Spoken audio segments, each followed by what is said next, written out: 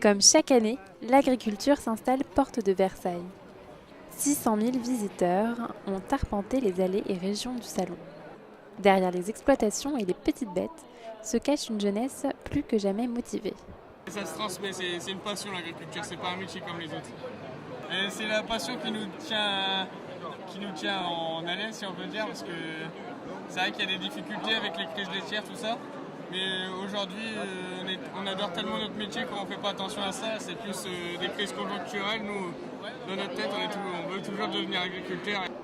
La passion l'emporte sur la raison, mais le besoin de changer un cliché trop ancré aussi.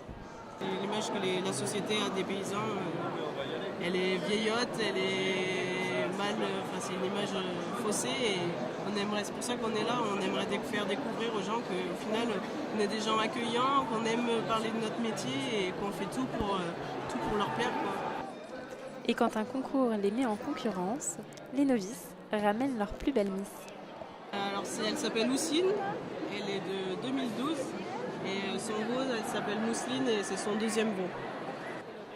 Et la jeunesse peut compter sur le soutien des plus anciens. Comme dans tout métier et dans la vie en général, il faut se servir du passé mais aussi aller dans l'avenir pour progresser. Donc je pense que c'est eux qui ont les pleins pouvoirs là-dessus et c'est eux qui vont faire bouger les choses, c'est obligatoire. Pour certains, le pessimisme prend malgré tout le pas sur la passion. Ça va être compliqué de vivre dans quelques années. Après, on a des autres conforts de travail aussi, c'est notre qualité de vie, quoi. 30% de cette jeunesse est issue du milieu agricole et la comparaison avec les conditions passées est inévitable. Il y a 2 ou 3 générations en arrière, les choses n'étaient pas aussi compliquées qu'elles le sont aujourd'hui. Aujourd'hui, les exploitations sont plus importantes, les capitaux sont plus importants également, donc c'est plus compliqué à l'installation.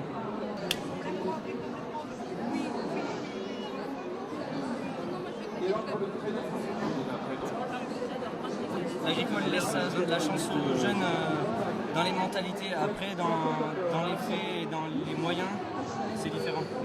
Les politiques s'invitent parmi la foule. Candidat à l'élection présidentielle, Benoît Hamon met un point d'honneur aux générations à venir et signe la charte de la jeunesse. Elle est fondamentale, d'abord parce qu'il faut qu'elle s'intéresse à l'agriculture. Voyez-vous, je ne suis pas arrivé au Salon de l'agriculture avec un projet d'ores et déjà ficelé, parce que ce salon est l'occasion d'échanges que je prends au sérieux. Que je prends au sérieux notamment avec les jeunes agriculteurs, comme je prends au sérieux la jeunesse en général. Donner de la place aux jeunes agriculteurs, c'est envisager le futur.